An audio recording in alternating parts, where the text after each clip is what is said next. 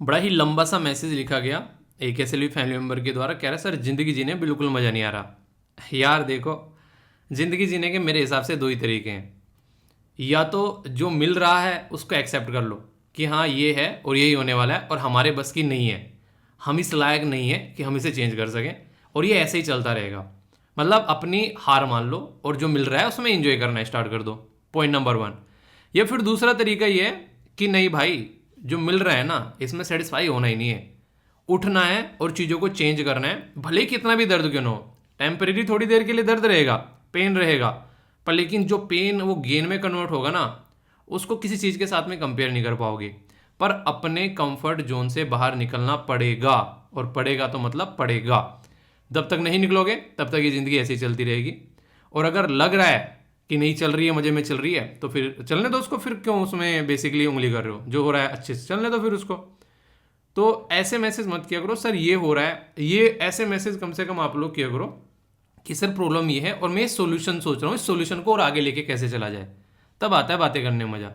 Problem तो सबकी जिंदगी में यार। आप लोग क्या लग रहा है मैं वीडियो बना रहा हूँ मेरी जिंदगी में प्रॉब्लम नहीं है? पता नहीं कितनी प्रॉब्लम है, कहाँ बैठा हूँ, कहाँ कौन है, क्या कर रहा हूँ, जिंदगी में क्या क्या हो रहा है। मतलब अलग ही चीज़ चल रही है। पर लेकिन रेगुलर वीडियो आ रही है ना, टाइम पे वीडियो आ रही है ना, पीडीएफ टाइम पे मिल रही है, क्वेश्चन टाइम पे मिल रहे हैं, आप लोगों के रिप्लाई भी टाइम पे आप लोगों को मिल रहे हैं। वो सारी चीज़ें अलग हैं मेरी पर्सनल ज़िंदगी से। तो मैं भी रोने लगूँ बैठ के वीडियो के अंदर आके कि मैंने कहा यार ये हो रहा है, मैं आप लोगों को बिल्कुल भी वीडियो नहीं प्रोवाइड करा पा रहा हूँ कुछ दिनों से, यार कल ना ये हो गया मेरे साथ में। तो ज़िंदगी अगर अच्छी चाहते हो तो अच्छी चीज़ों पे फोकस करना स्टार्ट करो। मेरा मज़ा आ रहा है वीडियो बना के, बैठ के आप लोगों से बात करता हूँ, कुछ सीखता हूँ, कुछ सिखाता हूँ, ज़िंदगी आगे चलती रहती है ऐसे ही। कम से कम पढ़ाई वाला पोर्शन ऐसा रखो ना ज़िंदगी में जिसमें आप लोगों को खुशी मिले थोड़ी सी, जिसमें आप लोग अंदर से अच्छा फील हो, कंफर्टेबल फील हो कि हाँ यार यहाँ पे तो कम से कम मजा आ रहा है। बाकी तो जिंदगी में जो चल रहा है चल ही रहा है। मतलब रिश्तेदार गाली दे रहे हैं, ऐसे ही पैसे बर्बाद कर रहा है, पता नहीं जिंदगी में कुछ करेगा नहीं करेगा, हमारी छाती पे पड़ा रहेगा, पड़ी रहेगी, ये जल्दी से इसकी शादी कर दो, वो सब चलता रहेगा। अब वो एक नॉर्मल इंसान की जिंदगी का पार्ट है। आपको लग रहा है आपके साथ में अकेले हो रहा है, तो ना भाई ना, देख गलत है भाई यहाँ, ठीक है? आपके अकेले की जिंदगी में नहीं हो रहा है ये सबकी जिंदगी में हो रहा है। अब जो इसको टैकल करके अपने काम पे फोकस कर रहा है वही बादशाह है, और वरना तो फिर कहानी आप लोगों के सामने ही है। आपकी खुद की जिंदगी है, दूसरी देखने की जरूरत ही नहीं है। तो इसीलिए अच्छी और प्रोडक्टिव चीज़ों पे फोकस करना स्टार्ट करो, फिर वही चीज़ें आप लोग अपनी ज़िंदगी में अट्रैक्ट करना स्टार्ट करोगे। अगर नेगेटिव चीज़ों पर फोकस करोगे तो वही ज़िंदगी में आएगी, फिर उन्हीं को एंजॉय करो। अब आपके हाथ में है, किसी के हाथ में नहीं है, बस आपके हाथ में है, देख लो कैसे करना है, ठीक है? तो ये तो था बाबा का ज्ञान। अब आगे चलते हैं, अब करते हैं एग्जाम के बारे में बातें, ठीक है? काफ़ी इंटरेस्टिंग और शानदार डिस्कशन रहेगा। आप लोग चेक कर सकते हैं कि जो सप्ताह में आप लोगों ने पढ़ाई की है वो टकटकी लगा कर की है या फिर ऐसे ही, या फिर उन्हें कहते हैं छोटे छोटे पैक लगा के किए। मतलब कि ठीक से किए या फिर ऐसे ही बस मजे मजे में किए। तो एक अच्छा मौका मिल रहा है चेक करने का। एक बार अभी चेक हो जाएगा, दूसरी बार आप लोगों का जो चेक होगा वो होगा मंथ के एंड में, जब पूरी कंप्लीट एक वीडियो आप लोगों के सामने आती है। तो इस तरीके से प्रोसेसर में आप लोगों को बढ़ना होता है। तो इस तरीके से समझिए, जो मैं आप लोगों को अभी जो मेल आ रहे हैं मेरे पास में खासकर सिलेक्शन के वो दिखा रहा हूँ, उनका एक पैटर्न देखो। उन्होंने कॉन्टिन्यूस पढ़ाई की है, लग के छोड़ा नहीं है, बीच में एक आध दिन ऊपर नीचे हो जाता है, पर ये नहीं कि आज पढ़ लिया और 2-3 दिन को गायब हो गए, वो वाला पैटर्न ही चाहिए। तो इसलिए हमेशा लगे रहो जब तक अपने डेस्टिनेशन तक ना पहुंच जाओ, ठीक है? तो एक क्वेश्चन आएगा सामने, छोटा सा काम करना है, रिक्वेस्ट है हाथ जोड़ के। तो आप लोगों को बस क्वेश्चन दिखते ही स्क्रीन को पोज कर लेना है। मेरे पढ़ने से पहले एक बार खुद ही पढ़ो ना, मेरा पढ़ा हुआ की सुन रहे हो क्वेश्चन, अपने आप पढ़ो, क्योंकि वहां पे मैं पढ़ के तो सुनाऊंगा नहीं एग्जाम में। और उसको आंसर देने के बाद में फिर एक बार देखो कि आप लोगों ने, जब मैं उसको एक्सप्लेन कर रहा हूं, उसमें क्या कमी करी क्वेश्चन पढ़ने में, और आंसर देने में कौन सी कमी आप लोगों की रह गई है। क्योंकि एग्जामिनेशन हॉल में प्रेशर रहता है। यहाँ तो मस्त मौला बैठे होंगे, कोई रजाई में, कोई रजाई तो खैर अभी नहीं चल रही है उतना, कोई अपना बिल्कुल बेड पे बैठा होगा, कोई बिल्कुल कंफर्ट जोन में सोफे पे लेटा हुआ है, कोई चलता फिरता सुन रहा होगा, अपने हिसाब से कर रहे हो। पर एग्जाम में उनके हिसाब से आप लोगों को बैठना पड़ता है। तो इसलिए थोड़ा सा वो चीज़ों को ध्यान रखा करो। क्वेश्चन वाली वीडियो कम से कम एटलीस्ट ऐसे जोन में बैठ के देखा करो जैसे कि आप लोग एग्जामिनेशन हॉल में बैठे हो। इसीलिए इस वीडियो में मैंने नंबर टेस्ट डाल दिया, टेस्ट नाम इसका रखा है, ताकि आप लोग थोड़ा सा टेस्ट वाली फीलिंग भी ले सको यहाँ से, ठीक है? क्वेश्चन आएगा पहला, ध्यान से पढ़ना, वीडियो को पॉज करना, अटेम्प्ट करना और आगे बढ़ना, ठीक है? All the best all of you. बहुत ही शानदार और इंटरेस्टिंग क्वेश्चन है, क्योंकि रिसेंटली अभी आप लोगों ने सुना होगा गेम्स के बारे में, देश के अंदर कितनी बातें हो रही हैं, हेल्थ के बारे में बात कर रहे हैं तो गेम्स आ रहे हैं बीच में, और कहीं ओलंपिक आ रहा है, कहीं कॉमनवेल्थ आ रहा है, कहीं नेशनल गेम चल जा रहे हैं, तो क्वेश्चन बनने के चांसेस बन जाते हैं। तो नेशनल गेम के बारे में क्वेश्चन है आप लोगों के सामने। स्टेटमेंट को ध्यान से पढ़ो और देखो कौन सी स्टेटमेंट गलत हो सकती है, कौन सी सही हो सकती है। इंटरेस्टिंग चीज ये है कि इस क्वेश्चन में कॉमन सेंस लगने वाला है, पहले बता दे रहा हूं। तो कॉमन सेंस यूज करके क्वेश्चन को सोल्व करना। बोला गया कि first edition Indian Olympic games का वो कहां पर लॉन्च हुआ था? लाहौर में, ठीक है, लाहौर में हुआ था बेसिकली, जहां पर गदर मूवी में सनी देओल पहुंचे थे, ठीक है। तो ये अनडिवाइडेड पंजाब, यानी कि एक तरीके से आप लोग बोल सकते हैं कि पाकिस्तान है आज की डेट में 1924 में, ठीक है। क्वेश्चन स्टेटमेंट नंबर 2 बोला गया कि जो ड्यूरेशन और जो रेगुलेशन है ये पर्टिकुलर नेशनल गेम की, वो entirely with in the जुडिक्शन of international Olympic association के अंडर में है। कौन सी स्टेटमेंट करेक्ट है? करेक्ट भी पूछ सकता था, इनकरेक्ट भी पूछ सकता था, इसलिए कहता हूं कि पहले पेन उठाकर इसके नीचे घुमा लिया करो एक बार जब क्वेश्चन सोल्व करने बैठते हो, ताकि पहले ही माइंड में क्लियर हो जाए कि पूछ क्या रहा है। पता चला पढ़ा किसी और मिजाज में है क्वेश्चन, पूछ किसी और मिजाज में रहा है, आंसर किसी और मिजाज में जा रहा है, फिर बेसिकली मार्क्स किसी और मिजाज में आएंगे, ठीक है। तो इसलिए सबको एक मिजाज में रखने के लिए कुछ अपने रूल और रेगुलेशन बना लो कि क्वेश्चन पढ़ते ही सबसे पहले, या क्वेश्चन पढ़ने से पहले सबसे पहले ये देखना है करेक्ट पूछ रहा है कि इनकरेक्ट पूछ रहा है, फिर स्टेटमेंट पढ़ना स्टार्ट करो, ठीक है। तो बोला गया कि only 1, only 2, both 1 and 2 and none of the above. सही आंसर क्या है? वीडियो को पॉज करके आंसर दे लो। कॉमन सेंस है, बिल्कुल प्योर कॉमन सेंस, ठीक है। ध्यान से अगर देखोगे तो कौन सा है आंसर? सही बताओ। Answer A, B, C, F, D. A answer बिल्कुल सही है। अब बोलोगे कैसे? जब बोल दिया कि इंडियन ओलंपिक गेम्स के बारे में बात की जा रही है, तो भाई साहब ये एंटायरली इंटरनेशनल ओलंपिक एसोसिएशन के अंदर में कैसे आ सकते हैं? नॉर्मल सी बात है ना, हमारे गेम है तो हमारे अंडर में आएंगे ना। तो ये कहां पर पहुंच गया? तो इंडियन ओलंपिक्स को गेम है तो इंडियन ओलंपिक एसोसिएशन के अंडर में आएंगे, ना कि इंटरनेशनल ओलंपिक एसोसिएशन के अंडर में आएंगे। है नहीं कॉमन सेंस? जरा सा प्रेशर होगा, सारी स्टेटमेंट पढ़ के निकल जाओगे कि हाँ ठीक ही लग रहा है, और बोथ लगा के आओगे आंसर। कितनों ने बोथ लगाया बताओ? चलो ठीक है। अगर इनकरेक्ट पूछ लेता तो आंसर सीधा सीधा यहां पर बी हो जाता। इसी क्वेश्चन में ये चीजें चेंज हो जाती है। तो याद रखिएगा, ये कुछ ऐसी इन्फॉर्मेशन है जो कि आप लोगों से डायरेक्ट क्वेश्चन की फॉर्म में एग्जाम में पूछी जा सकती है। और जो खासकर गोल्ड मिलते हैं ना रिसेंटली, अभी जो भी आप लोगों के जो देश के अंदर जो गेम होते हैं, बाहर गेम होते हैं, या फिर जिस भी राज्य से आप लोग आते हैं उसमें से कोई जीत के आता है, कुछ ऐसी पर्सनैलिटी हो जाती है जिनके नाम आप लोगों को पता होना चाहिए, ठीक है। तो ये बेसिक चीजें हैं। ये एक ऐसा टॉपिक है जिसके बारे में बात कर अक्सर जो है वेस्टर्न वर्ल्ड जो है हम जैसे लोगों के मजे लेता है कि हाँ क्या चल रहा है। बात की जा रही है क्लाइमेट चेंज के बारे में। क्लाइमेट चेंज जब इंसान किसी चीज़ के बारे में थोड़ा पढ़ना स्टार्ट कर देता है ना, पहले एक परत खुलती है, फिर दूसरी परत खुलती है, उसके अंदर घुसने लगता है। अब तक हम लोगों ने देखा कि बात चल रही थी कार्बन डाइऑक्साइड की, अब लग रहा है कार्बन डाइऑक्साइड काम ही नहीं कर पा रही है, कुछ नया एक पिटारा खोल के लेके आओ। तो बात आ गई मेथेन की। कार्बन डाइऑक्साइड CO2 होती है और मेथेन होती है CH4। अभी यहाँ पर ये पता चल रहा है कि कार्बन डाइऑक्साइड जितना हमारे वातावरण को गर्म करती है, मेथेन उसका 80 गुना गर्म करती है अगर मेथेन निकल जाती है, यानी कि 80 टाइम्स यहां पर देखने को मिलेगा। तो सीधी सीधी बात यह है कि जड़ को पकड़ो भाई साहब, प्रॉब्लम कौन क्रिएट कर रहा है? ज्यादा मेथेन कर रहा है। वो अलग बात है कि मार्केट में कम आ रही है निकल के, ठीक है, पर लेकिन जितनी आ रही है तबाही मचा रही है। तो इसलिए इसके ऊपर यहां पर ग्लोबल मेथेन प्लेज, प्लेज मतलब एक तरीके की प्रतिज्ञा, ठीक है, प्रतिज्ञा की बात की जाए। जैसे आप लोगों ने प्रतिज्ञा ले लिया कि भाई साहब एग्जाम निकालना है, तो ऐसे ही ग्लोबल लेवल पर मेथेन को खत्म करने की प्रतिज्ञा ले ली गई है। अब ये प्रतिज्ञा ली है, इसमें कौन कौन सी बातें हैं वो मैं आप लोगों को बता रहा हूं। पहले वीडियो को पॉज करके क्वेश्चन पढ़ के आंसर दे देना, ठीक है। बात की जा रही है कि लॉन्च किया गया था कॉन्फ्रेंस ऑफ पार्टी 26, कहां पर हुई थी? याद है, ग्लासगो में। उसी के बारे में बात की जा रही है, नवंबर 2021 में हुई थी। तो यहां पर बात की थी कि भाई साहब इसे खत्म करके छोड़ देंगे, यानी कि इसको रिड्यूस करना है, पहली स्टेटमेंट। दूसरी स्टेटमेंट में यहां पर यह बोला गया है कि 111 कंट्री पार्टिसिपेट कर रही है मिलकर एक साथ में, और ये कह रही है कि आधा तो खत्म करेंगे, बाकी बाद में देख लेंगे। यानी कि half of the global methane, जो कि कोज एक तरीके से जो ह्यूमन कोज है उसके पीछे, यानी कि इंसानों की वजह से जो मेथेन निकल रही है उसको तो आधा कम से कम करेंगे। और अपने हाथ में भी है, जो गलती हम कर रहे हैं उसको तो घटा ही सकते हैं ना।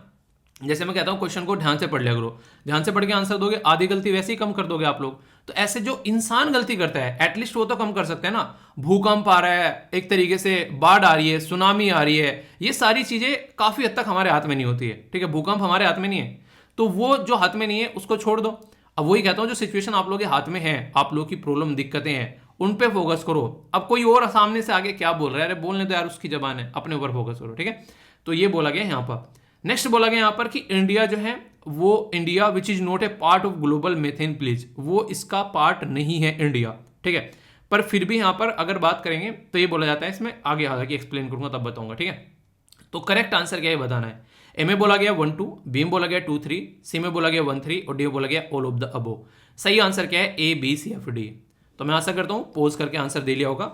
आंसर है इसका सही बिल्कुल सी आंसर सही है। जी हाँ, कैसे बता देते हैं।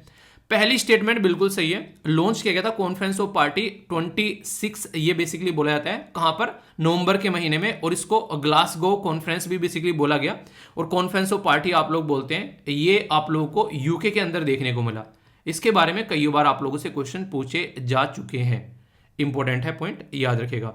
दूसरा यहां पर ये जो लीड किया जाता है, 2 कंट्री हैं, जो कि 2 कंट्री का बेसिकली कंट्री एक और दूसरा ग्रुप है, और वो अपने आप तो मजा लेके बैठ गए, अब कोई और मजा ले रहा है तो उनको मिर्ची लग रही है। कौन है? एक है यूएसए, जिसको आप लोग बोलते हैं यूनाइटेड स्टेट ऑफ अमेरिका, बिना पैंदी का लोटा, और दूसरा है यूरोपियन यूनियन। उनको ये लगता है कि तुमने अपनी जिंदगी में सारे मजे ले लिए, अब कोई और कर रहा है तो उसको छिचोरा बोल रहे हैं लोग, ठीक है। यानी कि अब ये चाह रहे हैं कि दुनिया में एमिशन न बढ़े, अभी भी अपने ऊपर कंट्रोल करने के लिए तैयार नहीं है, अभी भी ये चाह रहे हैं दूसरों को रोका जाए कि इन्वायरमेंट में ज्यादा ये चीजें रिलीज न करें। हम जो कर रहे हैं हमको करने दो, हमारे ऊपर उंगली मत उठाना, वो वाली हरकतें होती हैं कई बार इनकी। तो ये दोनों ने इसको लीड किया है और ये चाहते हैं कि इसको रोका जा सके। चलो अच्छी बात है। नेक्स्ट यहां पर सेकंड स्टेटमेंट में थोड़ा गलत कर दिया है। ये 40 से 45% तक यहां पर इसको कम कर पाएंगे, 50% कम नहीं कर पाएंगे। मतलब यहां पर ये है कि 50% तक भी ये कम नहीं कर पा रहे हैं, 40 तक ये टारगेट लेकर चल रहे हैं, 40 से 45, ठीक है। तो ये टारगेट आप लोगों को देखने को मिलेगा, और इंडिया इसका पार्ट नहीं है, पर किंतु अपितु बल्कि इंपॉर्टेंट बात यह है कि टॉप 5 जो मैथेन अमिट करते हैं दुनिया में, उसमें इंडिया का नाम है। आप लोग बोलोगे वो कैसे? हम तो यार ना ज़्यादा घरों में एसी यूज़ करते हैं, ना सबके घर में गाड़ियां हैं। जैसे बाहर जाओगे तो सबके घर में 2-2 गाड़ियां खड़ी हैं, 3-3 गाड़ियां खड़ी हैं, हर एक इंसान की अलग गाड़ी है। पर हमारे देश में तो ऐसा नहीं है। पर लेकिन हमारे देश की पॉपुलेशन बहुत ज़्यादा है, पॉपुलेशन दुनिया में दूसरे नंबर पर हम लोग आते हैं। दूसरे पर अभी ये हमारा रेस इतनी अच्छी चल रही है, जल्दी ही चाइना को पीछे छोड़ देंगे। तो congrats to all of you, हम लोग जल्दी ही चाइना से आगे निकलने वाले हैं, कम से कम इस चीज़ में तो, ठीक है। तो कहने का मतलब यह है कि हमारी पॉपुलेशन बहुत ज़्यादा है, इसकी वजह से एमिशन ज़्यादा हो जाता है। वरना हम लोग इतनी अय्यासी वाली ज़िंदगी जीने वाले लोग हैं नहीं कि हमारे घरों में कूलर एसी चल रहा है मज़े में, और कोई मतलब ज़िंदगी के मज़े चल रहे हैं बिल्कुल हर तरीके से। बहुत ही कम लोग ऐसे हैं सोसाइटी में, मैक्सिमम 5 से 7% लोग ऐसे होंगे जो इस तरीके की ज़िंदगी जी रहे हैं, पर फिर भी जनता इतनी सारी है कि एमिशन हो ही जाता है। तो ऐसे समझ सकते हैं। तो आंसर क्या हो गया? सी हो गया। समझ में आया? अगर समझ में आए तो बताते रहना, नहीं समझ में आए तो पूछ लेना, ठीक है। फीडबैक जरूर दे दिया करो, जैसा भी आप लोगों को लगता है आप लोग बता दिया करो कि हाँ समझ में नहीं आया सर, इसको एक्सप्लेन कर दो, ठीक है। आगे चलते हैं। अब ये जो क्वेश्चन है ना आप लोगों के सामने, ये आप लोगों की कॉमन सेंस भी यूज करेगा और प्रेजेंस ऑफ माइंड भी यूज करेगा, कितना ज्यादा आप लोग प्रेजेंट होकर क्वेश्चन को पढ़ रहे हैं, दोनों चीजें आप लोग ये यूज करेगा, ठीक है। तो ढंग से पढ़ना क्वेश्चन को, बहुत ही प्यारा सा क्वेश्चन है, आप लोगों का क्वेश्चन को प्रैक्टिस करके मजा आने वाला है, ठीक है। हिंदी वाला थोड़ा नीचे डूब गया है, ये नन ऑफ द अबव है लास्ट वाला ऑप्शन, ठीक है। क्योंकि ये थोड़ा सा बड़ा हो गया, ठीक है, तो इसको थोड़ा सा नीचे डुबकी लगाना था। तो बात की जा रही है मेथेन के बारे में। तो यहाँ पर कौन सी स्टेटमेंट ध्यान से रखना पूछा गया है? इनकरेक्ट है, सबसे पहली पॉइंट तो ये याद, ठीक है। दूसरा भी बोला गया है, इसके द्वारा बोला गया कि जो मेथेन है वो एटमॉस्फेयर पे काफ़ी स्मॉल क्वांटिटी में पाई जाती है, अगर ज़्यादा में पाई जाती तो तबाही मचा देती। वीडियो को पॉज कर एक बार खुद से अटेम्प्ट कर लेना, उसके बाद में सुनना मैं क्या क्या सुना रहा हूँ, ठीक है। दूसरा क्वेश्चन है यहाँ पर, इसके अंदर 4 कार्बन के एटम और 1 हाइड्रोजन का एटम पाया जाता है। तीसरा क्वेश्चन यहाँ पर यह है कि जो भी यहाँ पर जिस तरीके से ये प्रोड्यूस करती है चीज़ें, तो कहाँ से निकल कर आती है ये? तो ऑर्गेनिक मटेरियल से निकल कर आती है, जो कि इंट्रोड्यूस किए जाते हैं एटमॉस्फेयर के अंदर में ओनली बाय ह्यूमन एक्टिविटीज़। अब बताना है ओनली 1 स्टेटमेंट, ओनली 2, ऑल 3 या फिर नन ऑफ द अबव। मैं आशा करता हूँ आप लोगों ने प्रैक्टिस कर लिया होगा एक बार रोक के। अब सुन लेते हैं बात क्या है। बात सीधी सीधी यहाँ पर ये है, एक तो ऐसी स्टेटमेंट अक्सर दी जाती है आप लोगों को ताकि फटाफट पढ़ के निकल जाओ, पता भी ना चले, ऐसा लगे, नहीं कहते भाई बहन एक जैसे होते हैं कई सारे, अक्सर देखा होगा आप लोगों ने कि यूपीएससी ऐसे ऑप्शन बनाता है कि सारे एक जैसे से लगते हैं, वही वाली बात है। तो 4 कार्बन लिख दिया इसने और 1 हाइड्रोजन लिख दिया, जबकि अपोजिट है, 4 हाइड्रोजन है और 1 कार्बन है, स्टेटमेंट गलत हो गई। दूसरा कहीं पर भी लिखा है ना ओनली ह्यूमन, ओनली ये, जस्ट ये, ऑल ये, तो वहां पर आप लोग रुक जाना 1 मिनट के लिए, क्योंकि इसका मतलब सीधा सीधा ये होता है कि ओनली, ऐसा कुछ नहीं होता कि ओनली इसकी वजह से हो रहा है, ठीक है। ऐसा हो ही नहीं सकता यार, जिंदगी लोगों की बर्बाद हो रही है, लोग जो हैं एक तरीके से जिंदगी में ना बहुत सारे सैड हो रहे हैं, किसी एक रीजन की वजह से हो ही नहीं सकते, मल्टीपल्स रीजन होंगे, जो एक रीजन की वजह से हो गया वो फुद्दू आदमी है, ठीक है। जब कोई सैड होता है उसमें इसका मतलब बहुत सारी चीज़ें आती हैं। मतलब मेरा माइंड जो होता है जब खराब होना स्टार्ट होता है, जब कई सारी बहुत सारी प्रॉब्लम आ जाती है, मैंने कहा ये क्या हो रहा है, इसको बैठ के सोचना पड़ेगा भाई साहब, वरना दिक्कतें होने वाली हैं। ठीक है, एक तो पता ही नहीं चलता कब आती है कब जाती है, तो वो चीज़ें होती हैं। तो इसका मतलब है कि ओनली एक से कुछ नहीं होता है, ऐसे ध्यान रख लेना। तो यहाँ पर ह्यूमन भी रहेगा और इन्वायरमेंट भी रहेगा, इस तरीके से आप लोग इसके साथ में कनेक्ट कर सकते हैं, यानी कि ह्यूमन और नेचुरल दोनों आएंगे यहाँ पर। तो क्या हो गया, दो स्टेटमेंट गलत हो गई, दूसरी और तीसरी, तो आंसर यहाँ पर बी हो गया। तो इस तरीके से क्वेश्चन आप लोगों के बड़े प्यारे प्यारे बनते हैं। ठीक है, ये क्वेश्चन जो है फैक्चुअल टाइप का है, थोड़ा सा अगर कुछ बातें आप लोगों को पता होगी, हाँ थोड़ा सा कॉमन सेंस आप लोग यूज कर सकते हैं जब ऐसी बातें बोली जाती हैं, पर लेकिन हल्का सा आप लोगों को यहाँ पर इसको एक तरीके से कुछ बातें पता भी होना चाहिए। ठीक है, World Intellectual Property Organization, intellectual property बौद्धिक संपदा, यानी कि जो बुद्धि से आप लोग निकाल कर लेकर आते हैं, आप लोगों के दिमाग से जो चीजें निकल के आती है वो आपकी प्रॉपर्टी होती है, क्योंकि आप लोगों के दिमाग से निकल कर आई। आप लोग कल को कोई किताब लिखने बैठ जाओ, ठीक है, और मैं उस पर लिख दूं अपना नाम कि ये वीर तालियान के द्वारा लिखी गई है, तो कोई मतलब नहीं बनता है ना, क्योंकि वो आप लोगों के दिमाग से निकल कर आई है, तो आपका ही ठप्पा उसके ऊपर लगना चाहिए। ठीक है, जैसे कहता है ना उसमें बता ठप्पा कहाँ पे लगा हुआ है याद है ये हमारा गोला नहीं है तो वही बातें हैं। तो वर्ल्ड इंटेलेक्चुअल प्रॉपर्टी ऑर्गेनाइजेशन के बारे में बात की जा रही है। बोला जा रहा है कि जो WIPO है ये one of the oldest specialised agency है यूएन की, यानी कि यूएन का सबसे, ये एक तरीके से यूएन के कई सारे बच्चे हैं, उनमें से ये भी एक बहुत पुराना बच्चा है यूएन का जो आप लोगों के सामने है। ठीक है, ये लोगों को बताता है कि भाई साहब क्यों पड़े हो रजाई में, बाहर निकलो अपने जो भी कंबल वगैरह में पड़े हुए और लग के काम करना स्टार्ट करो, क्योंकि आप लोगों के अंदर क्रिएटिविटी कूट कूट के भरी हुई है। लोग कहते हैं ऐसा, हमें पता ही नहीं था ऐसा भी कुछ है, तो वो वाली बात है यहाँ पर, यानी कि ये एनकरेज करता है। ठीक है, ऐसा आप लोग बोल सकते हैं। बोला जा रहा है कि every year world Intellectual property day जो है वो सेलिब्रेट किया जाता है ऑन द डे जब यहाँ पर WIPO स्टेब्लिश किया गया था। अक्सर ऐसी स्टेटमेंट आप लोगों को एग्जाम में गलत देखने को मिलेगी, जब ना वो कुछ ऐसा बोल दे जो थोड़ा सा लीग से हटके हो कि हाँ उसी दिन सेलिब्रेट किया था। अगर किया जाता रियलिटी में तो ये स्टेटमेंट ये बिल्कुल नहीं बनाता। ठीक है हो नहीं रहा है इसका मतलब ये स्टेटमेंट बनाया तो कुछ गड़बड़ है। ठीक है, तो यानी कि इंसान ना, जैसे कि अगर मान लो कोई इंसान नॉर्मल आ रहा है तो उसको कोई कुछ नहीं कहेगा, वो दारू पी कर आ रहा है तो ये कहेगा आज मैंने दारू नहीं पी रखी है। ठीक है वो वाली कंडीशन है यहाँ पर। तो एक स्पेशल जब इंसान सेंटेंस लगाना स्टार्ट कर दे अपनी सफाई में तो वहां फिर गड़बड़ चलना स्टार्ट हो जाती है, ऐसा बोल सकते हैं। ठीक है, तो जबकि कोई पूछे ना, एक तो पूछने में बताना चाहिए, क्या पूछ ही नहीं रहा अपना आप ही गा रहा है सामने वाला, तो इसका मतलब वो सफाई देने पे आ गया अब। ठीक है, only one, only two, both 1 and 2 and none of the above. सही आंसर क्या है, ABCFD। अगर आप लोग इसको चेक करोगे तो सही आंसर है यहाँ पर इसका A। ठीक है, क्या है सही आंसर, A सही आंसर है। क्यों, क्योंकि यहाँ पर ये स्टेटमेंट बिल्कुल करेक्ट है और सेकंड वाली में ये अलग अलग डेट है। अलग अलग डेट मतलब अब बता देता हूँ थोड़ा सा। पहले वाले का जब इसके बारे में आप लोग देखेंगे यहाँ पर ऐसे क्वेश्चन और आप लोगों से एग्जाम में कई बार पूछे गए हैं। ठीक है, जब खासकर डेट भी कई बार थोड़ा सा मैच करने के लिए कई बार डे पूछ ले जाते हैं। तो 14 जुलाई जो यहाँ पर इसको क्रिएट किया गया था ये आप लोग याद रखिएगा। ठीक है, और 26 जो अप्रैल है यहाँ पर वो इसका डे सेलिब्रेट किया था, वर्ल्ड इंटेलेक्चुअल प्रॉपर्टी डे। तो याद रखिएगा जेनेवा में जेनेवा स्विट्जरलैंड के अंदर में वर्ल्ड इंटेलेक्चुअल प्रॉपर्टी ऑर्गेनाइजेशन जो है उसका हेडक्वार्टर है। तो ये कुछ ऐसी बातें हैं जिसके बारे में आप लोग समझ सकते हैं। ठीक है, तो ऑर्गेनाइजेशन भी साथ साथ कवर हो रही है, तो इस तरीके से चीज़ों को कवर करके चलो कि एक नहीं कई जगह निशाने लगते चलें। ठीक है, एक टॉपिक आप लोगों को याद होगा, मैंने बताया था हमारी कंट्री में कपड़ा उद्योग में क्या दिक्कत देखने को मिलती है। सबसे बड़ी बात तो यह है जब तक हमारे देश में अंग्रेज नहीं आए थे तब तक हमारे देश का ये सेक्टर ऐसा था कि भाई साहब विदेशों में भी इसके चर्चे हुआ करते थे कि भाई साहब वहाँ से चीज़ें लेकर आएंगे और वो उसमें अलग ही लेवल की क्वालिटी है, होने के स्वैग है उसके अंदर, उनके कपड़ों के अंदर। तो हमारे देश के कपड़ों के अंदर वो स्वैग आप लोगों को देखने को मिला करता था। पर लेकिन अभी कुछ चेंज क्या हुआ यहाँ पर, जैसे ही अंग्रेज आ गए तो अंग्रेजों ने वो स्वैग छीन लिया, तो इसकी वजह से बहुत सारी दिक्कत देखने को मिल गई। अब अंग्रेज चले गए, एक तो इंडिया और यहाँ पर पाकिस्तान बांग्लादेश इस तरीके से डिवाइड करके चले गए 3 पार्ट में। तो इससे दिक्कत देखने को मिली, कुछ ऐसा पोर्शन था जो बांग्लादेश में चला गया और कुछ ऐसा पोर्शन था जो हमारे देश में रह गया। तो ये कई सारे इश्यू निकल कर आए। ये बहुत बड़ा रीजन है टेक्सटाइल इंडस्ट्री में, खासकर अगर जूट वाली इंडस्ट्री की मैं बात करूं, टेक्सटाइल में अगर आप लोग बात करें यहाँ पर इसमें भी कुछ वही पैटर्न आप लोगों को देखने को मिलेगा जो जूट इंडस्ट्री में है। एक तो फ्रेगमेंटेड है, मतलब कुछ इधर पड़ा हुआ है कुछ उधर पड़ा हुआ है, आउटडेटेड टेक्नोलॉजी चल रही है। बांग्लादेश में लेटेस्ट मशीन आप लोगों को देखने को मिलती है, वो भी शानदार तरीके की। तो वहां पर दबाकर कपड़े का उद्योग होता है, व्यापार होता है, और हमारी कंट्री के कपड़े को वो कंपटीशन देते हैं। नेक्स्ट यहाँ पर लेक ऑफ फॉरेन इन्वेस्टमेंट। अगर कोई इंसान मान लीजिए आप लोगों को कहीं प्रॉफिट नहीं मिल रहा है तो उसमें जाकर आप लोग इन्वेस्ट करोगे क्या? आप लोग सीधे सीधे कहोगे भाई साहब मेहनत की कमाई है, ऐसे तो ना देने के। तो ये कंडीशन आप लोग समझ सकते हैं, यानी कि वहीं आप लोग जाकर इन्वेस्टमेंट करोगे जहां पर प्रॉफिट दिखता है। और सही भी है, अगर प्रॉफिट नहीं दिखा इन्वेस्टमेंट करते तो बेवकूफ़ी है, मेहनत की कमाई बर्बाद करनी। रही सही कसर जो है हमारे देश में टैक्स स्ट्रक्चर जो है वो खराब कर देती है। तो क्या ये सारी स्टेटमेंट सही है कि ये चैलेंज है हमारी कंट्री में टेक्सटाइल सेक्टर को करेक्ट बताना है? 1 2 3 2 3 4 1 3 4 या फिर ऑल ऑफ द अबव सही आंसर क्या है? आप लोग बताइए।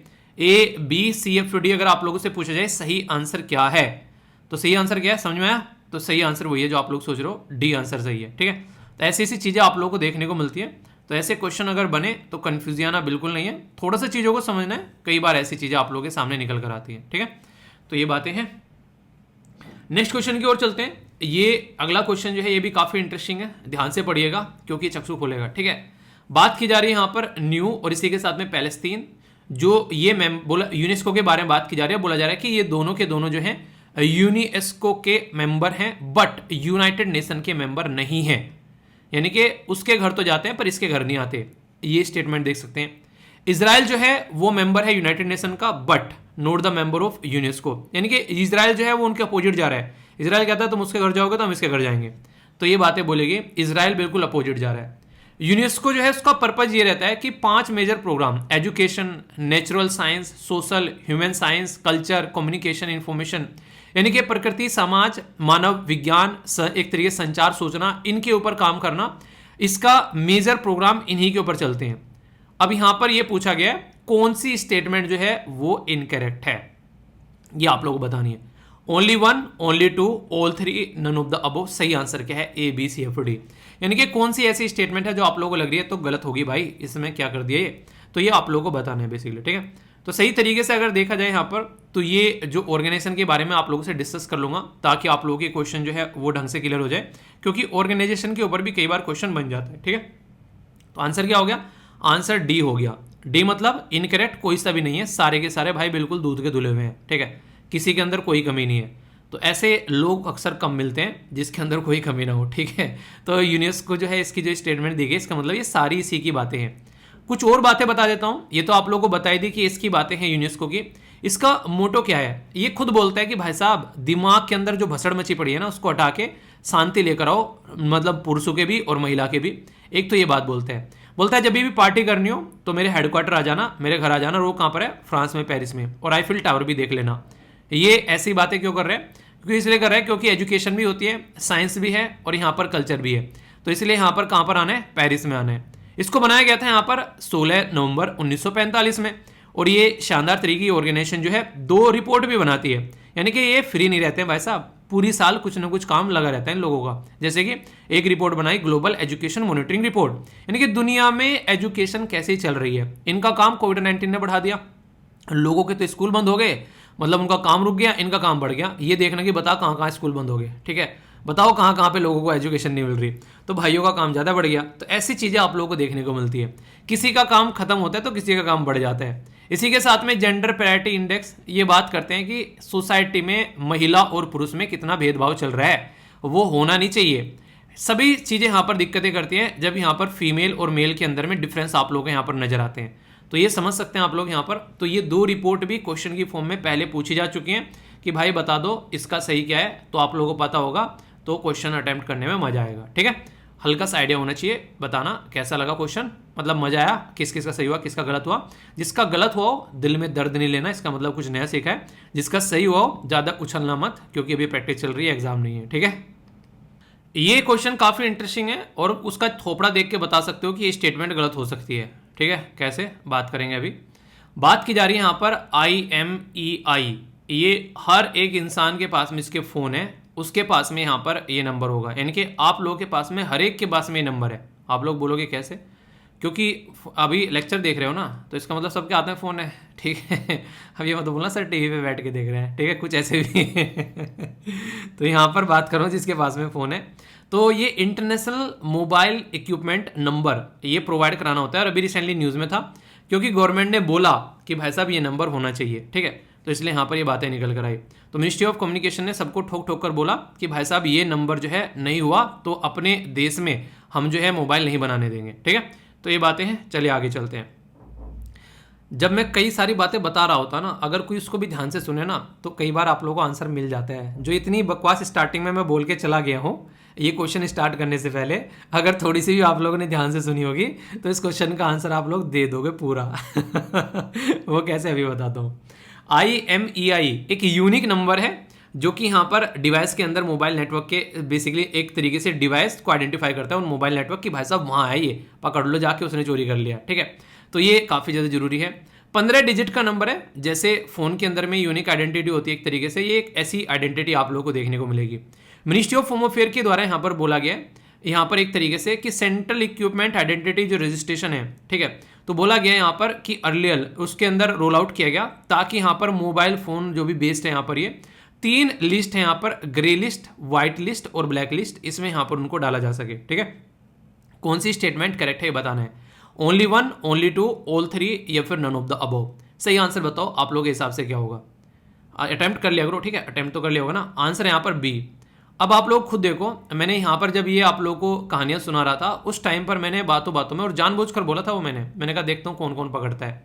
मैंने ऑलरेडी बोल दिया था कि मिनिस्ट्री ऑफ कम्युनिकेशन ने ऐसा कुछ रिलीज किया है, और यहाँ पर क्या दे रखा है, मिनिस्ट्री ऑफ होम अफेयर, ठीक है। तो इसलिए कहता हूँ कि जब भी चीज़ों को सुना करो थोड़ा सा ध्यान लगा लिया करो, चीज़ों को पढ़ा करो थोड़ा सा ध्यान लगा लिया करो, आधे से ज़्यादा आंसर आप लोगों के उन्हीं के अंदर मिल जाते हैं कई बार तो, ठीक है। तो इसीलिए यूपीएससी आप लोगों से ये यहाँ पर आप लोगों की नॉलेज के साथ साथ में माइंड प्रेजेंस कैसी है आप लोगों के माइंड की वो भी चेक करता है, ठीक है। तो आंसर क्या हो गया, आंसर यहाँ पर भी हो गया। बाकी जो 3 लिस्ट है यहाँ पर, white list, grey list, black list, तो यहाँ पर ये देखते हैं कि किस किसने कितने उल्टी सीधी हरकतें कर रखी है, कौन कौन यहाँ पर आला दर्जे का अपराधी है वो देखते हैं। व्हाइट का मतलब है, व्हाइट का मतलब कोई अपराधी नहीं होता, वैसे भी व्हाइट कपड़े पहनने वाले अक्सर जो है अपने अपराध को व्हाइट कपड़ों में छुपा लेते हैं, ठीक है। व्हाइट कपड़े कौन पहनता है आप लोग जानते हैं। ब्लैक वाला जो है वो खतरनाक है, वसूली वाइट टाइप का, उसको ऑलरेडी ब्लैक लिस्ट में डाल दिया है। ग्रे लिस्ट ये रहता है कि इसके ऊपर नजर रखो, ये कभी भी कुछ ना कुछ नोटंकी कर सकता है, ठीक है। तो इसके ऊपर बिल्कुल गिद्ध वाली नजर गड़ा के रखनी है, जब भी हरकतें कर ले इसको पकड़ लो। जैसे कि अभी recently FATF financial action task force ने क्या किया, उसने बेसिकली पाकिस्तान के ऊपर ये गिद्ध वाली नज़र लगा के रख रखी है, जबकि ईरान को और यहाँ पर नॉर्थ कोरिया को इसमें फेंक रखा है ब्लैक लिस्ट में।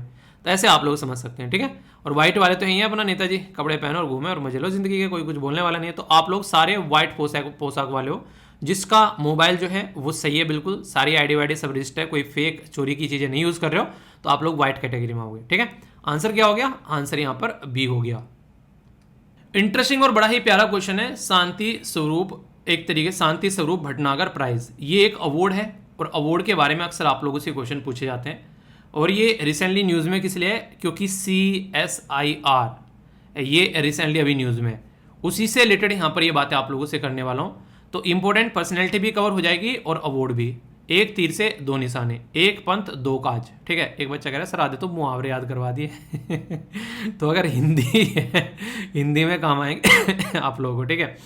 अपने देश की भाषा है, सीखो यार, ऐसे थोड़ा ना काम चलेगा, दूसरी सीखने के पीछे पड़ो, इंग्लिश हिंदी तो सीख लो पहले ढंग से।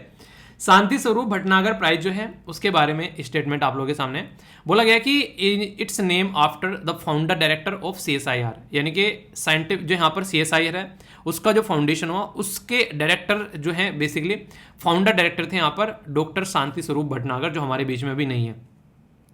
तो यहाँ पर आगे बात करते हैं। यहाँ पर ये जो इंस्टीट्यूट किया गया अवार्ड, एक तरीके से आप लोगों को पता है पद्म, हमारी कंट्री में पद्म अवार्ड है, पद्म अवार्ड यानी कि पद्म विभूषण, पद्म भूषण, पद्म श्री, उसमें एक तो वो अवार्ड हो गया और यहाँ पर शांति स्वरूप भटनागर प्राइज हो गया।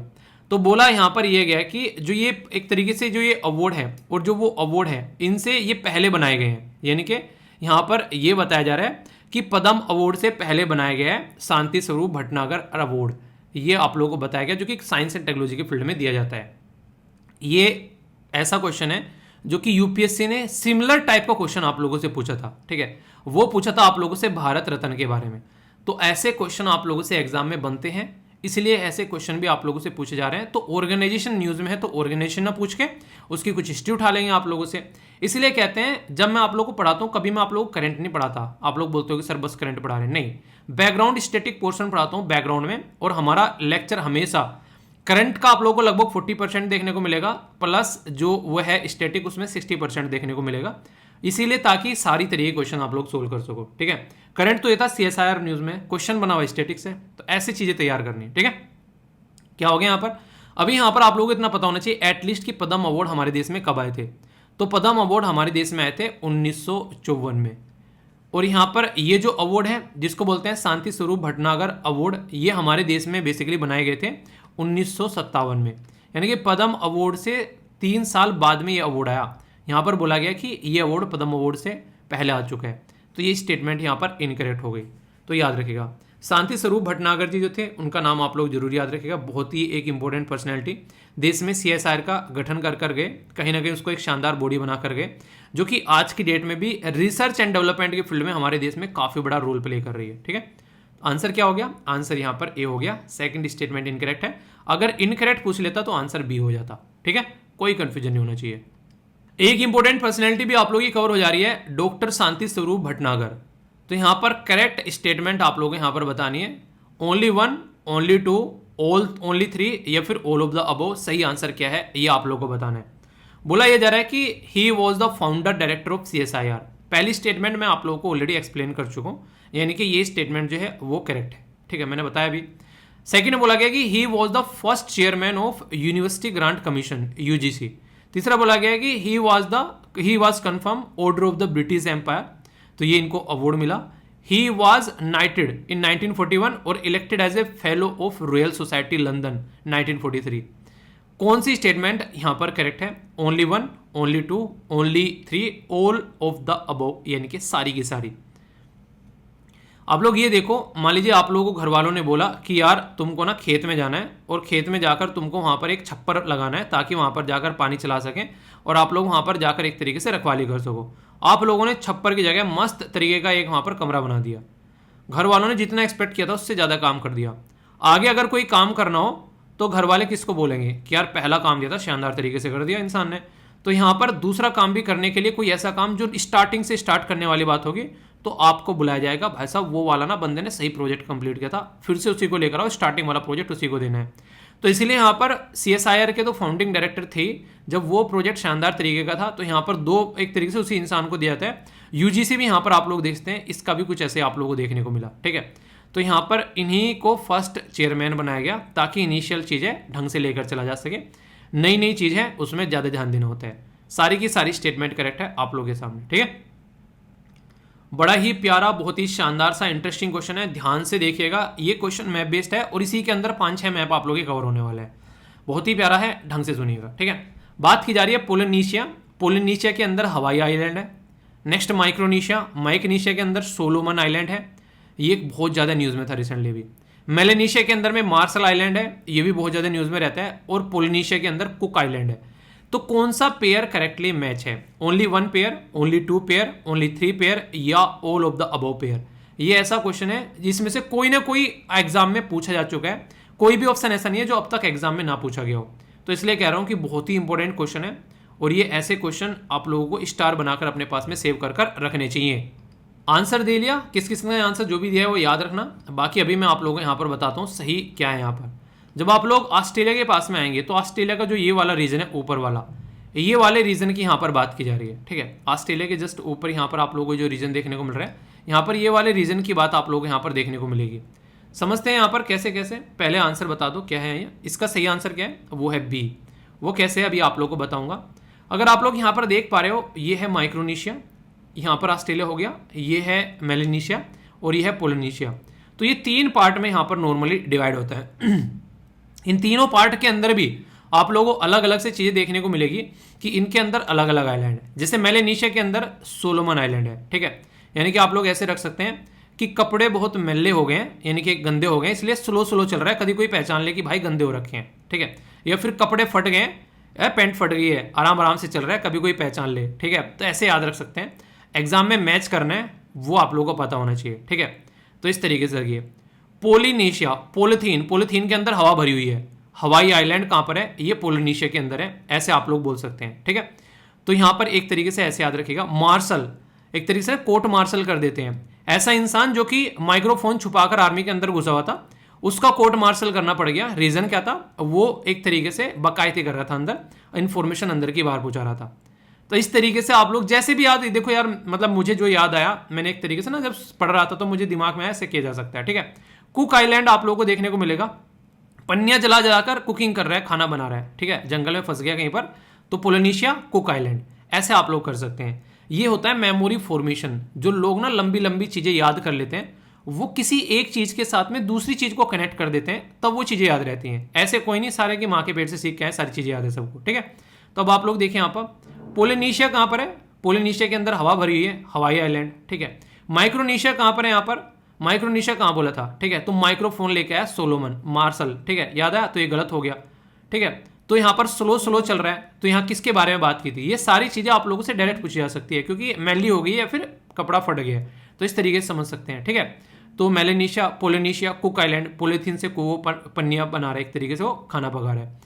तो इस तरीके से क्वेश्चन आप लोगों से पूछे जा सकते हैं, कंफ्यूजन नहीं होना चाहिए। सारा इस तरीके से बता दिया है कि 4 मैप बेस्ड क्वेश्चन आप लोग तैयार हो चुके हैं। यहाँ पर कल को क्वेश्चन बन जाए तो ये मत पूछना क्वेश्चन कहाँ से आ गया, भाई साहब यहाँ से आ गया, ध्यान से पढ़ लो, रिविजन कर लो और लाइफ में बल्ले बल्ले कर लो, ठीक है।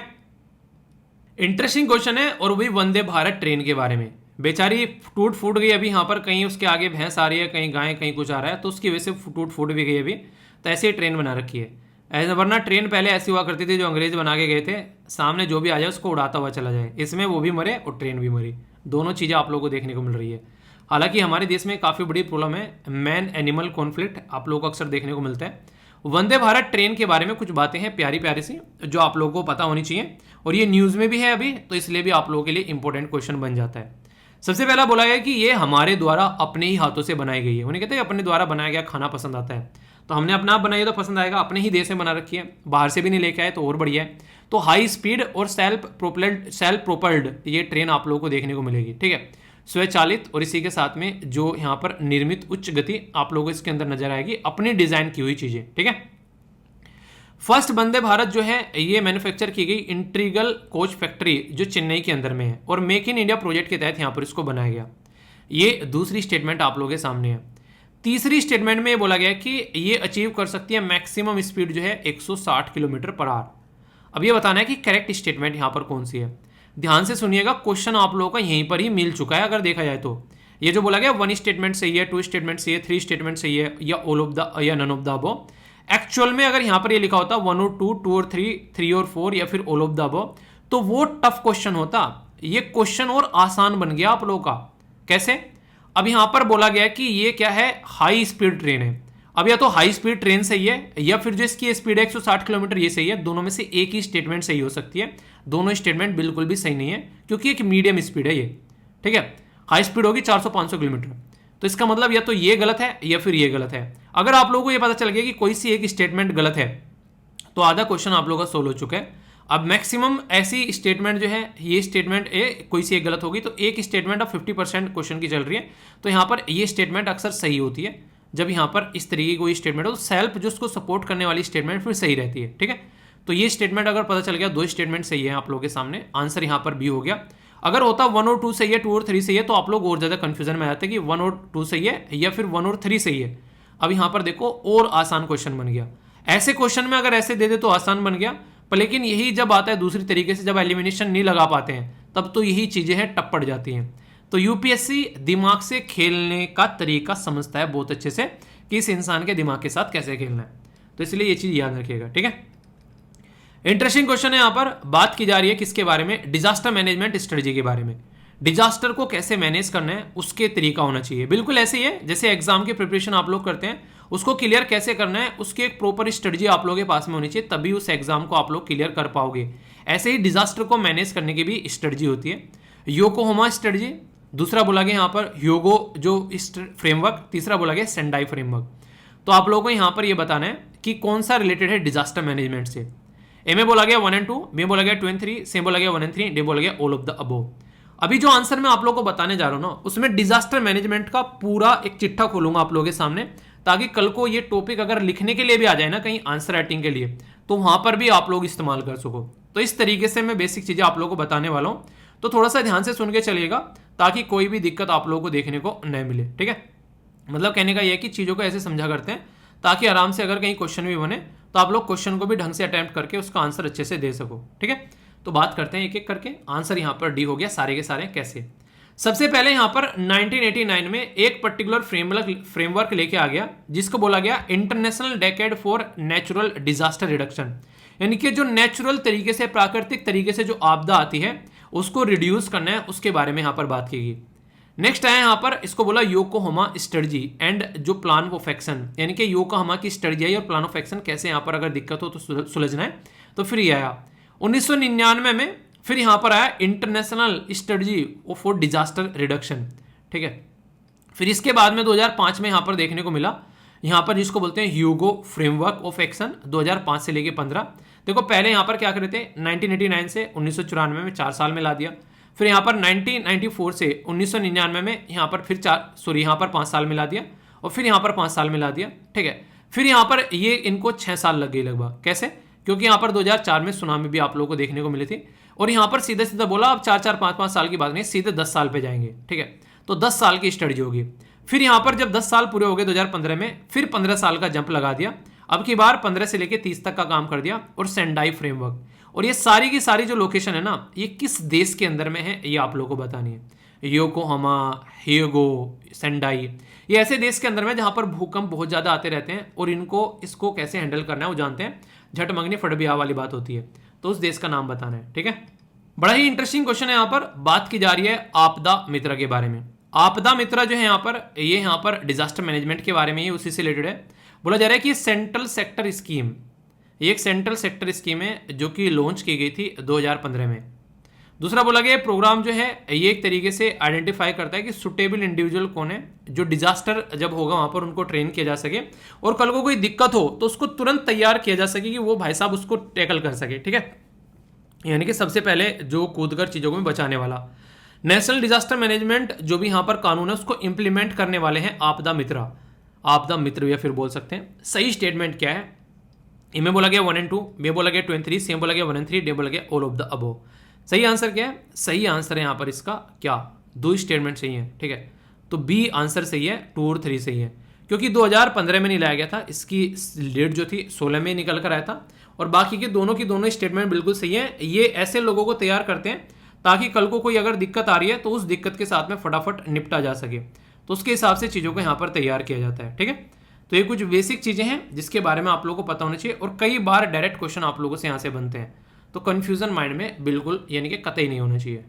आसान सा क्वेश्चन है, कई बार पूछ लिया जाता है कि नेशनल पार्क जो कि यूनेस्को वर्ल्ड हेरिटेज साइट है, नंदा देवी, राजाजी, या वैली ऑफ फ्लोर, या फिर गंगोत्री। तो ये तो आप लोगों को पता ही होगा। यहाँ पर ये 2 आप लोगों को यूनेस्को हेरिटेज साइट देखने को मिलेगी, तो ये आंसर सी है। ऐसे ऐसे क्वेश्चन कई बार आप लोगों से एग्जाम में पूछे जाते हैं, तो कंफ्यूजन नहीं होना चाहिए, ठीक है। ये एक ऐसा टॉपिक है जो कि बहुत लंबे समय से न्यूज़ में रहता है, और फिलहाल भी अभी न्यूज़ में है, तो क्वेश्चन पूछे जाए तो कंफ्यूज मत होना। बात की जा रही है यहाँ पर लासा फीवर के बारे में। कौन सी स्टेटमेंट करेक्ट है ये बताना है। ये एक जूनोटिक बीमारी है। जूनोटिक बीमारी वो बीमारी होती है जो जानवरों से इंसानों में फैलती है, ठीक है। ये डिस्कवर की गई थी 1969 में नाइजीरिया में। ये एक वायरल इलनेस है जो कि वेस्ट अफ्रीका में आप लोगों को देखने को मिली, पर लेकिन ये कैजुअल कॉन्टैक्ट अगर किसी के साथ में आप लोग है उससे ये नहीं फैलती है। ये बोला गया। कौन सी स्टेटमेंट करेक्ट है? ओनली 1, ओनली 2, ऑल 3, या फिर नन ऑफ द अबव। सही आंसर क्या है? ए, बी, सी या फिर डी। तो ये टॉपिक मैंने काफी डिटेल में पढ़ाया था। सही आंसर बताइए। सही आंसर है यहाँ पर इसका सी। सारी की सारी स्टेटमेंट बिल्कुल करेक्ट है। ये वेस्ट अफ्रीका वाला रीजन आप लोगों को यहाँ पर देखने को मिल रहा है। ये बीमारी यहाँ से निकल कर आई। ये जो डिजीज है यहाँ पर लासा फीवर, तो ये एनिमल बोर्न डिजीज है, इसलिए इसको जूनोटिक बीमारी बोलते हैं। और ये नाइजीरिया वाला रीजन है जहां पर पहले यहाँ पर ये देखने को मिली, ठीक है। ये एक तरीके से जो ये बीमारी लगती है, एक तरीके से चूहा इसमें काफी बड़ा रोल प्ले कर रहा है यहाँ पर, क्योंकि चूहा घरों में सामान खाता पीता रहता है, तो इस तरीके से अगर उसके अंदर कुछ चीजें हैं तो ये हमारे अंदर भी चीजें देखने को मिलेंगी। कोज स्प्रेड और ये सारी चीजें कुछ ऐसी चीजें हैं, ये आज की डेट में अलग अलग बीमारी आ रही है। मैं एक सजेशन दूंगा यहाँ पर कि जब भी लगे कि हाँ यार कोई बीमारी है आज के डेट में शरीर के अंदर में, तुरंत डॉक्टर के पास में जाना है। अपने आप डॉक्टर नहीं बनना है, क्योंकि अब ऐसी बीमारियां नहीं रही है कि आप लोग अपने आप डॉक्टर बनो, तो यहाँ पर वरना जिंदगी जो है वो खराब हो जानी है। तो कोशिश ये करो कि जो भी चीजें हैं तुरंत उसको सही करो, और तुरंत जो है अपनी चीजों को लेकर थोड़ा सा ध्यान रखो, डॉक्टर के पास में जाओ, अपने आप डॉक्टर नहीं बनना है, ठीक है। तो ये है पूरा आंसर, इसका सी हो गया। कैसा लगा आज का ये डिस्कशन? मैं आशा करता हूं आप लोगों ने अच्छे से एंजॉय किया होगा। कितने मार्क्स आप लोगों के आए हैं जरूर बताना। एक क्वेश्चन जो था वो 2 नंबर का था, ठीक है। नेगेटिव मार्किंग नहीं थे, तो इसलिए थोड़ा सा आप लोग अच्छे से एंजॉय कर सकते हैं। तो ये लेक्चर यहीं पर समाप्त करता हूँ, नेक्स्ट वीडियो मिलता हूँ। पीडीएफ इसकी टेलीग्राम पर मिल जाएगी, वहां से जाकर आप लोग डाउनलोड कर लेना। टेलीग्राम है स्टडी लवर वीर के नाम से, 1,67,000 मेंबर यहाँ पर जुड़े हुए हैं, तो आप लोग भी इसका पार्ट बन सकते हैं। ठीक है, तो अच्छे से एंजॉय कीजिए और अपना ध्यान रखिए। तब तक के लिए बड़ों को नमस्ते, छोटों को प्यार, छोटी सी लाइफ एंजॉय करार। मिलता हूँ नेक्स्ट वीडियो में, तब तक के लिए जय हिंद।